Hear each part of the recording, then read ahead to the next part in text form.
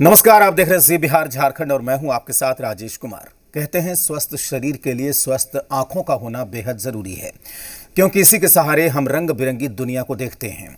हमारी आंखें ही हमें दुनिया की खूबसूरती का दीदार कराती हैं, इसलिए आंखों की देखभाल और इसकी जानकारी बेहद जरूरी है।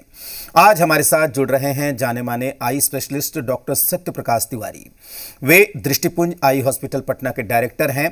आज डॉक्टर सत्य प्रकाश तिवारी हमें बताएंगे आंखों की समस्याएं और उसके निदान के बारे में, और जानेंगे उनसे कि आंखों की देखभाल कैसे करनी चाहिए।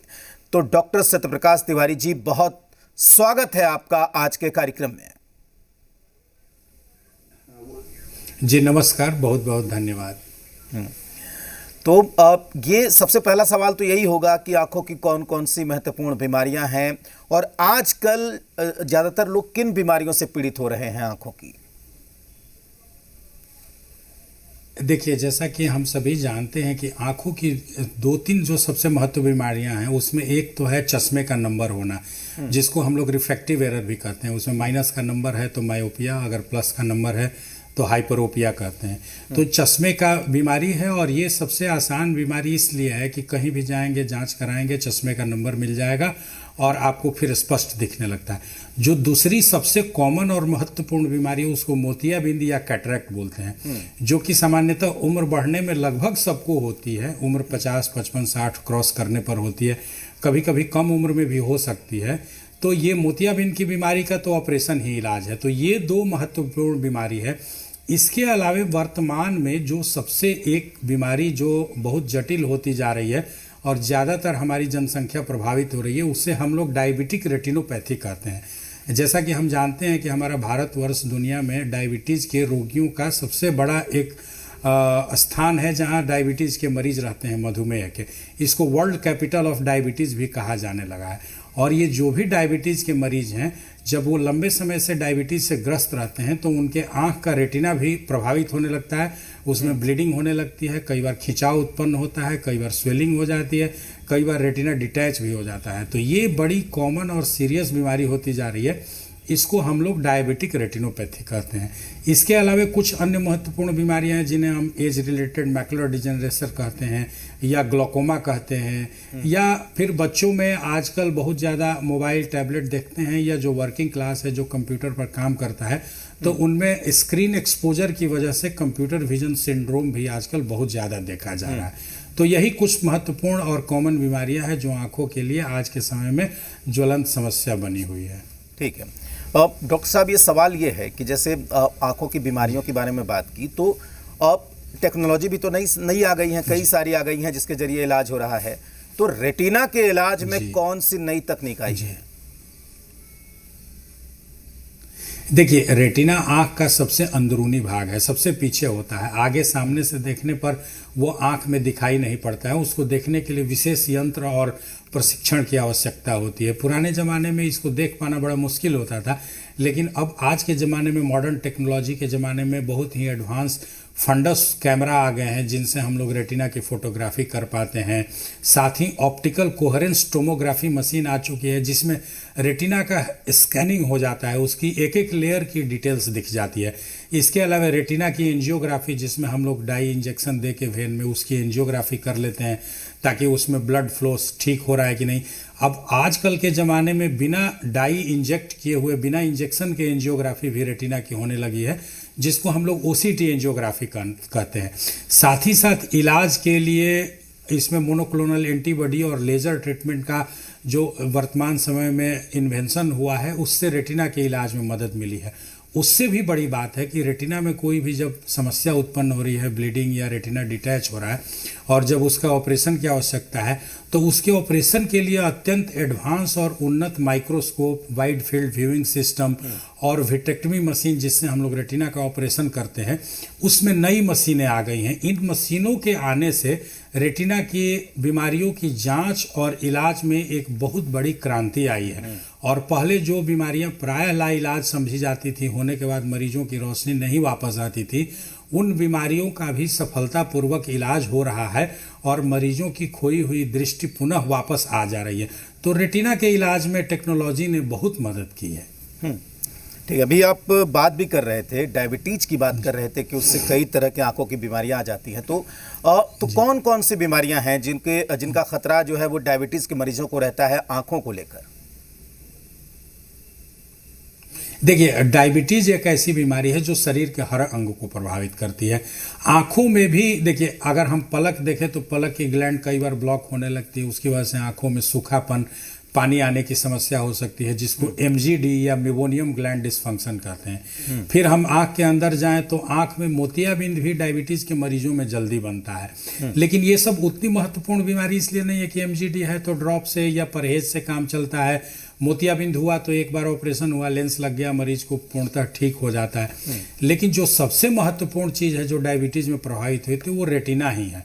डायबिटीज अगर लंबे समय से है या अनियंत्रित रहता है ब्लड शुगर लेवल, और साथ ही साथ कोलेस्ट्रॉल बढ़ा है, ब्लड प्रेशर बढ़ा है, तब मरीज के रेटिना में ब्लीडिंग होने लगती है, स्वेलिंग हो जाता है, खिंचाव उत्पन्न होता है, रेटिना डिटैच हो जाता है, और ये अत्यंत गंभीर बीमारी है। अगर सही समय पर जांच इलाज नहीं हो तो आंखों की रोशनी पूर्णतः भी जा सकती है।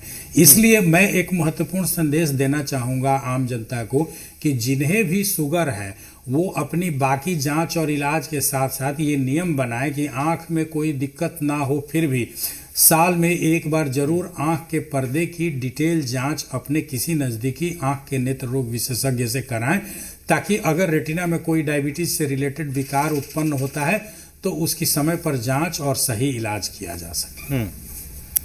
ठीक है, मोतियाबिंद के इलाज में नया क्या है? नई कौन सी टेक्नोलॉजी है जिसके चूंकि ये तो काफी सालों से हो रहा है, अब इसमें नया क्या आया है? जी देखिए, मोतियाबिंद के ऑपरेशन में हम लोग 3 चीज़ों को बोलते हैं कि सही होना चाहिए अच्छे रिजल्ट के लिए। एक तो कि डॉक्टर के पास रीजनेबल एक्सपर्टीज होनी चाहिए, तो पेशेंट हमेशा पता करके जाते हैं कि भाई कौन अच्छे डॉक्टर हैं, एक्सपर्ट हैं। दूसरी चीज़ हो गई कि जो ऑपरेशन की टेक्निक है वो कौन सी टेक्निक है। तो आज के ज़माने में जो सबसे modern micro incision cataract surgery system है वो अत्यंत उन्नत तकनीक है, जिससे कि मरीज की तुरंत ऑपरेशन 5-7 मिनट की प्रक्रिया में ऑपरेशन होता है और प्राय 1 से 2 दिन में पूर्णतः रोशनी वापस आ जाती है। तीसरी जो सबसे महत्वपूर्ण चीज़ है मोतियाबिंद ऑपरेशन में, उसमें है कि आँख में जो लगने वाला लेंस है वो लेंस कितना अच्छा है। अब मॉडर्न ज़माने में लेंसेज में इतने क्रांतिकारी परिवर्तन हुए हैं कि लेंस टोरिक लेंस हो गया या ट्राइफोकल लेंसेज या इडॉफ लेंसेज हो गए हैं, जिनको लगाने के बाद मरीज को कई बार पहले से भी अच्छी रोशनी होती है और चश्मे पर निर्भरता एकदम कम हो जाती है या बिल्कुल समाप्त हो जाती है। मरीज दूर नज़दीक बीच की चीज़ें और सारी चीज़ें अच्छे से देख पाते हैं और स्पष्ट पढ़ पाते हैं बगैर चश्मे की मदद के, जिसे हम लोग सुपर नॉर्मल विजन कहते हैं। यानी जब मरीज 40 पार करता है तो उसको पढ़ने के लिए चश्मा लगाना पड़ता है। लेकिन अगर एडवांस टेक्नोलॉजी लेंसेज का हम इम्प्लांटेशन करें कैटरेक्ट ऑपरेशन में, तो मरीज को फिर चश्मे से मुक्ति मिल जाती है और मरीज पहले से भी अच्छा महसूस करते हैं। तो कैटरेक्ट ऑपरेशन में नए जो लेंसेज आए हैं उनसे लाइफस्टाइल में, रिजल्ट में, आउटकम में बहुत आमूल-चूल परिवर्तन हुआ है। बिल्कुल। देखिए, एक जो बड़ा सवाल रहता है हमारे दर्शकों का, और आपके पास भी कई सारे पेशेंट आते होंगे, कि चश्मा हटाने के लिए क्या करना होगा, और खासकर तब जब पावर ज़्यादा हो। जी देखिए, ये आज के जो युवा हैं वो आउटडोर एक्टिविटी और एडवेंचर लाइफ, या कई बार जैसे चश्मा है और स्पोर्ट्स पर्सन है तो उसको परेशानी होती है, तो चश्मा हटाना भी आज के ज़माने में एक बहुत बड़ा चैलेंज है। चश्मा हटाने की कई प्रक्रियाएं हैं। जो सबसे कॉमन और प्रचलित प्रक्रिया है जिसको हम लोग लेसिक लेजर कहते हैं, उसमें कॉर्निया पर लेजर अप्लाई करके चश्मे का नंबर हटाया जाता है। लेकिन ये प्रक्रिया लगभग मान के चलिए कि -1 से लेके -7-8 नंबर के चश्मे में ही प्रभावी है। अगर किसी का नंबर बहुत ज़्यादा है, -10, 12, 15 या 20 तक है, और वो चाहते हैं कि हमारा चश्मा हट जाए, तो ऐसे मरीजों के लिए ICL टेक्निक है, जिसे हम लोग इम्प्लांटेबल कॉन्टैक्ट लेंस कहते हैं। ऐसे मरीजों में आंखों के अंदर नेचुरल लेंस के ऊपर एक नया लेंस प्रत्यारोपण कर दिया जाता है और उस लेंस की मदद से चश्मा पूरी तरह हट जाता है। तो आज मॉडर्न टेक्नोलॉजी और डिफरेंट ऑपरेटिव टेक्निक की मदद से किसी भी पावर का, किसी भी चश्मे के नंबर को पूर्णतः हटाया जा सकता है और मरीज को बगैर चश्मे के पूरी रोशनी को रिस्टोर किया जा सकता है। बिल्कुल डॉक्टर साहब, अगला सवाल हमारा ये है कि एक बड़ी आजकल ये सबसे ज़्यादा देखने को मिल रहा है जब से मोबाइल घरों में पहुंचा है, कि बच्चों को आंख की बीमारी हो रही है, आंख की परेशानी हो रही है, तो बच्चे आ रहे होंगे, उनको किस तरह की परेशानी हो रही है और उनमें आप किस तरीके का लक्षण देख रहे हैं अभी इस वक्त? देखिए, ये बड़ा ही एक चैलेंज हो गया है जो पोस्ट कोविड ज़्यादातर बच्चों ने ऑनलाइन क्लासेज और मोबाइल और स्क्रीन पर डिपेंडेंस हो गई है। ये हम बहुत बड़ा चैलेंज फेस कर रहे हैं। इससे बच्चों की आउटडोर एक्टिविटी कम हो गई है। ज़्यादातर बच्चे घर में और स्क्रीन के सामने रहना पसंद करते हैं। इस वजह से बच्चों में चश्मे का नंबर बहुत तेज़ी से आ रहा है और जो नंबर आता है वो तेज़ी से बढ़ता भी है।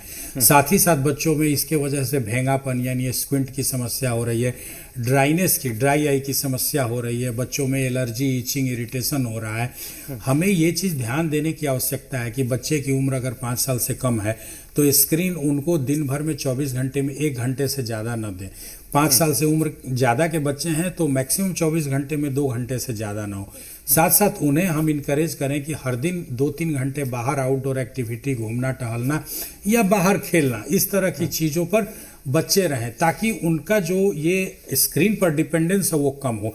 अन्यथा हम तेज़ी से बच्चों में आंखों की समस्या से जूझ रहे हैं और उनमें नंबर लगता जाएगा और इसके दूरगामी प्रभाव भी आंखों पर पड़ते हैं। लेकिन जैसे अभिभावक जो हैं वो मतलब कैसे पहचाने कि उनके बच्चे को दिक्कत हो रही है, तकलीफ हो रही है, क्योंकि बच्चे तो छोटे हैं, वो तो बता नहीं पाएंगे कि हमको परेशानी है। देखिए, जी आइए, आपने बड़ा अच्छा प्रश्न किया। जैसे कोई भी बच्चा अगर मान लीजिए कि चश्मा नहीं लगा रहा है और वो टीवी बहुत नज़दीक से या मोबाइल बहुत नज़दीक से देख रहा है या पढ़ाई लिखाई की किताबें बहुत नज़दीक से करके पढ़ रहा है, तब आपको अलर्ट होने की आवश्यकता है। हो सकता है कि उसको माइनस का चश्मा आ गया हो जिससे उसको दूर नहीं दिख रहा हो, बहुत पास से देख पा रहा हो। तो दूसरी चीज़ है कि बच्चों के आंखों में कभी भी अगर अलाइनमेंट यानी आंखें सीधी नहीं हो के तिरछी दिखे तो आपको अलर्ट होने की आवश्यकता है। तीसरी बात है, बच्चों की आंखें अगर बार बार लाल हो जाती हैं, पानी आता है, तो भी आपको ध्यान देना है।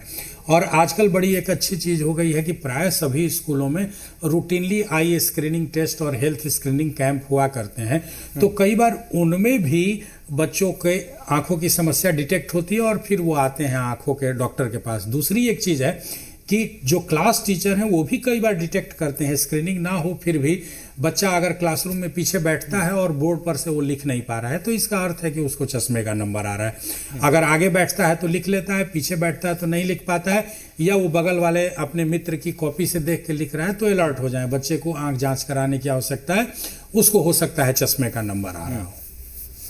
हाँ, ठीक है। एक और महत्वपूर्ण सवाल है डॉक्टर साहब की, जो से बड़े लोग हैं, जैसे अब बच्चों को तो स्क्रीन नहीं देखने देना है, लेकिन बड़े कैसे अवॉइड करें?